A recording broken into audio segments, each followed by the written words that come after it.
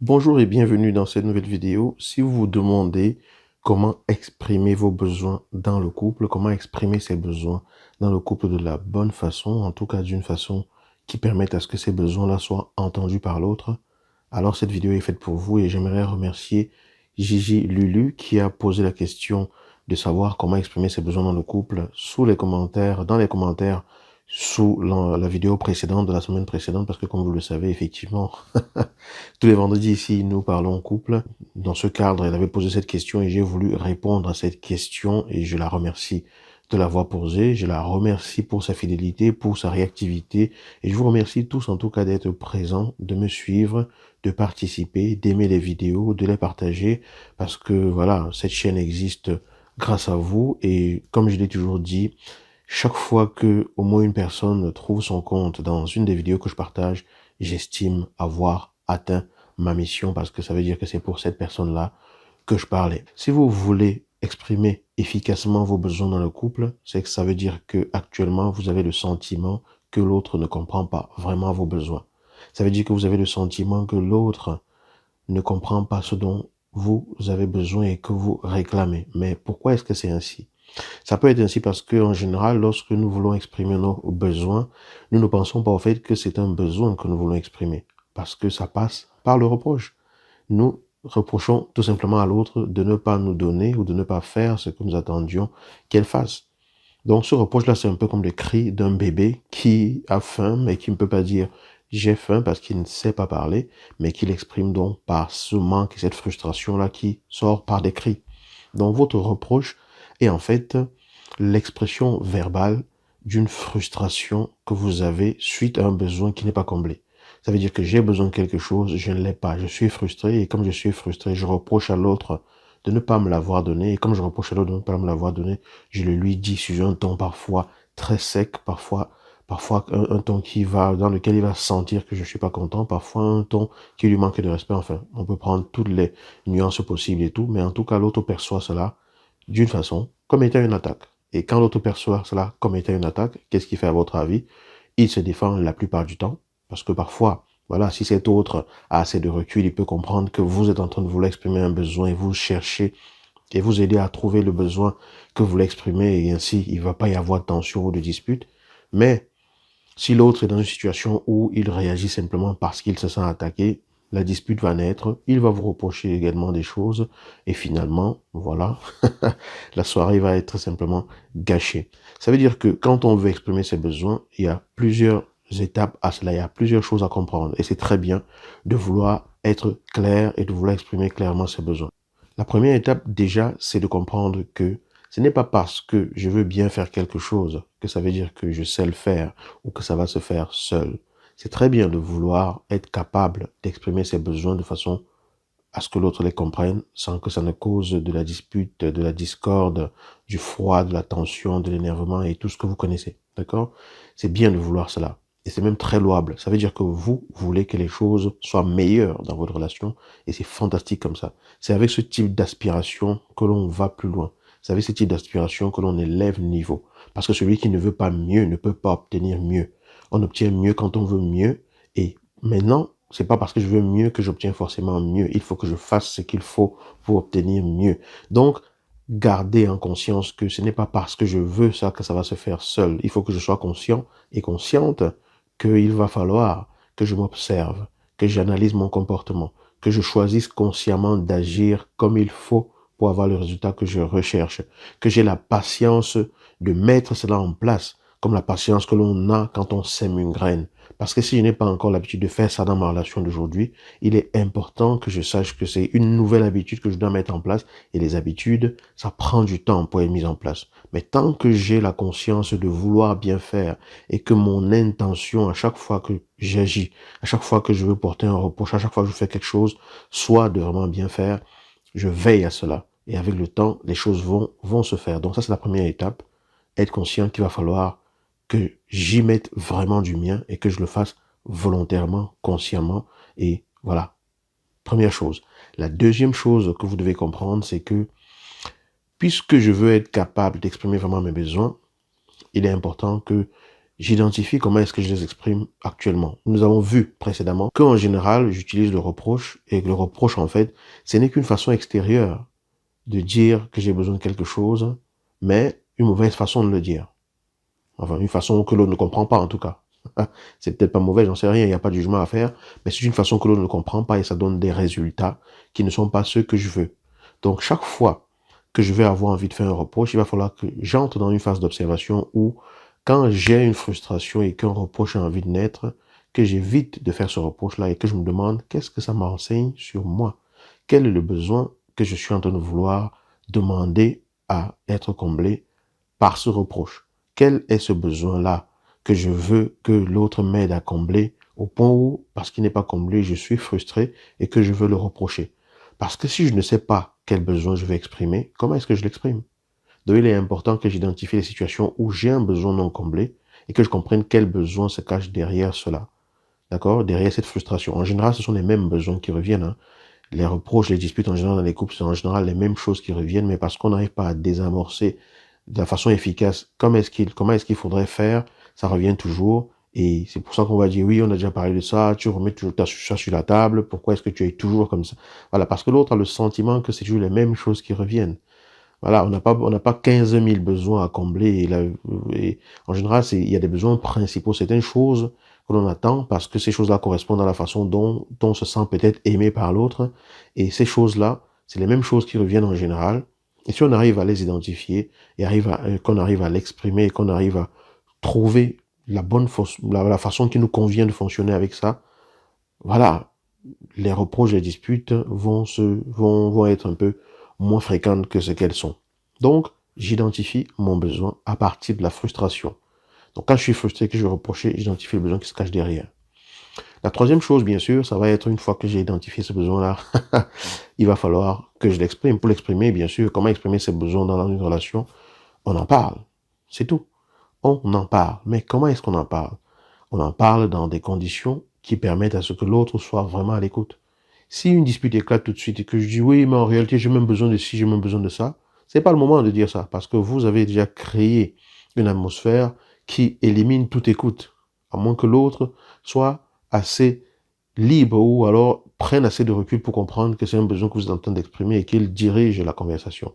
Mais quand vous êtes déjà dans le tourbillon de la dispute, l'autre ne va pas comprendre le besoin parce que voilà, ce n'est que lorsque les esprits vont être apaisés, peut-être que volontairement vous allez aborder le sujet en question. Donc, c'est pas lorsque c'est tendu que vous êtes en train de vous disputer que vous allez commencer à dire mes besoins c'est ci, mes besoins c'est là, j'ai besoin. Non, voilà, c'est pas le bon moment. Il faudrait que vous exprimiez ce besoin-là dans une atmosphère qui est propice à l'écoute. Donc, par exemple, lorsque tout est bien, lorsque vous êtes dans un moment de complicité, lorsque vous êtes peut-être en train de vous promener en amoureux, lorsque vous êtes en train de, voilà, de passer du temps ensemble et que les esprits sont peut-être bien détendus et tout, et que vous parlez des choses qui vous concernent, des choses de combien vous vous aimez, de combien vous voulez faire des choses ensemble, bon, j'en sais rien. À ce moment-là, vous pouvez aborder le sujet de vos besoins en disant, tu sais, j'aime par exemple telle chose, que tu me fasses par exemple des câlins spontanément, voilà, ça me manque un peu, etc. Voilà, vous pouvez aborder la question à ce moment-là, bien sûr en évitant le ton du reproche et en utilisant la technique de l'huître. Et c'est ça que je vais vous expliquer dans le point suivant qui est le quatrième point. C'est quoi le quatrième point? C'est utiliser ce que moi j'appelle la technique de l'huître ou de l'escargot ou de la tortue, appelez ça comme vous voulez, vous allez comprendre ce que je dis par là. Ce que je dis par là, c'est que lorsque vous prenez une huître ou un escargot ou une tortue, enfin, tout animal ou toute créature qui est capable de se refermer, de se retrancher dans ses protections, ce qui se passe, c'est qu'en général, une huître se referme quand elle n'est pas en espace sécurisé.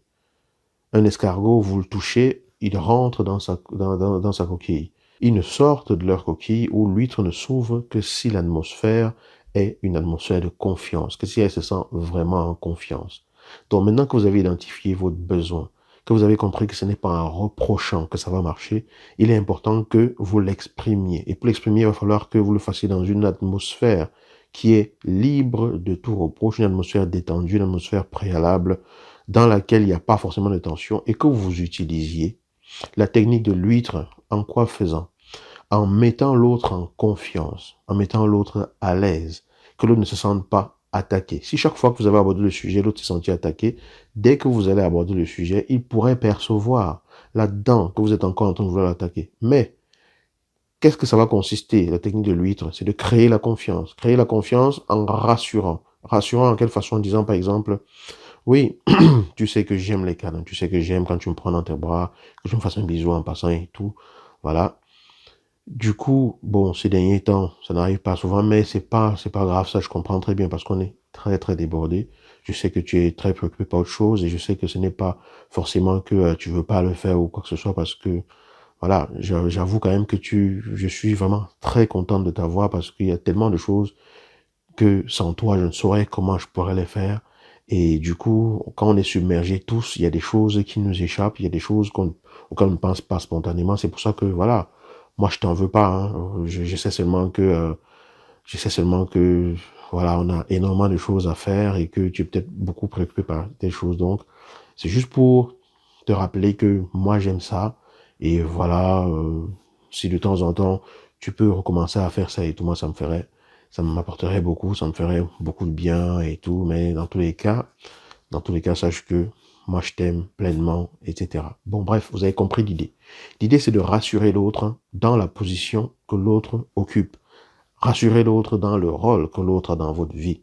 Rassurez l'autre dans le fait que vous appréciez sa présence, que vous appréciez ses efforts, que vous appréciez le fait qu'il soit là, que vous appréciez le fait que vous êtes consciente de ce que il fait aussi beaucoup de choses dans la relation que vous ne feriez pas. En tout cas, que vous ne faites pas parce qu'il les fait. Et en rassurant ainsi, vous permettez à l'huître de s'ouvrir. Parce que l'huître est dans une atmosphère de confiance. L'autre n'a pas besoin de se sentir attaqué parce qu'il est confiant. Et quand l'huître s'ouvre, vous pouvez accéder à la perle.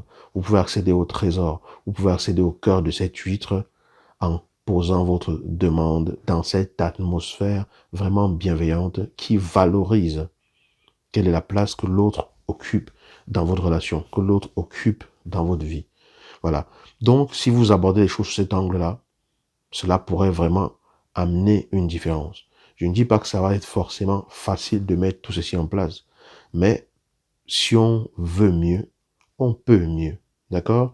Si on veut mieux, on peut mieux. Celui qui ne veut pas mieux n'obtiendra pas mieux. Et vous voulez mieux, ça veut dire que vous avez ce qu'il faut pour obtenir mieux. Ce que j'exprime, c'est des choses de façon générale.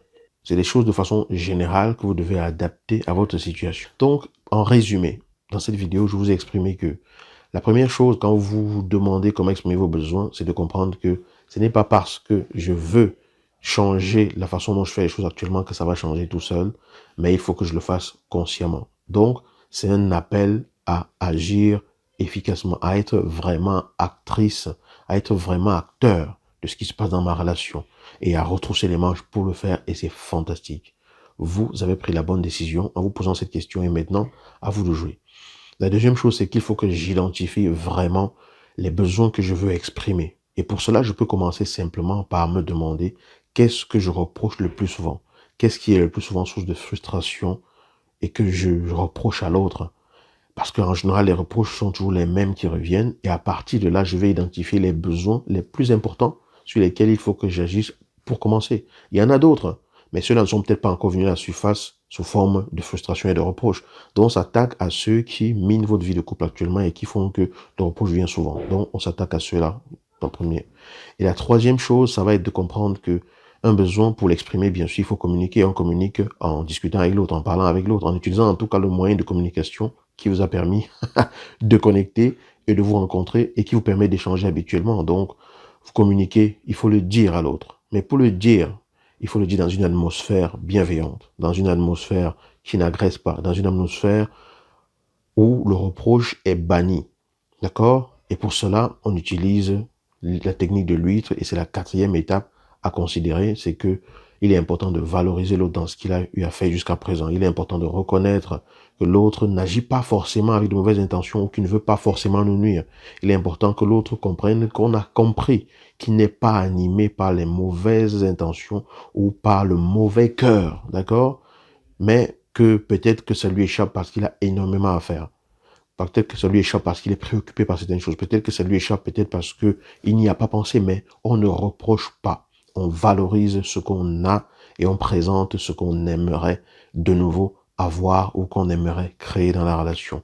Et en faisant cela, on veille régulièrement à adopter cette attitude et ces différentes étapes et progressivement, à mon avis, les choses vont s'améliorer. Voilà ce que je voulais vous partager dans cette vidéo concernant cette question d'exprimer ses besoins dans le couple. Ceci n'est que ma vision des choses, ceci n'est que ma perception des choses, ceci est ma façon de voir les choses, ce n'est pas la vérité absolue. Mais si cela apporte un écho en vous, si cela permet à ce que vous puissiez mieux comprendre, que vous puissiez prendre conscience de certaines choses, que vous puissiez avoir un éclairage, voilà, qui vous permet de voir plus loin, alors j'estime avoir rempli mon rôle. Et je vous souhaite vraiment de mettre cela en application et je souhaite à ce que cela change les choses dans votre relation. Si vous avez besoin que nous puissions regarder de vraiment plus près votre situation, que nous puissions faire une session diagnostic pour voir exactement ce qui vous manque aujourd'hui et ce dont vous avez besoin aujourd'hui pour pouvoir mettre les choses en place dans votre relation et aller plus loin dans votre relation de couple, vous me contactez, on prend rendez-vous, je vous offre 45 minutes pendant lesquelles on va vraiment voir exactement ce qu'un accompagnement de ma part pourrait vous apporter.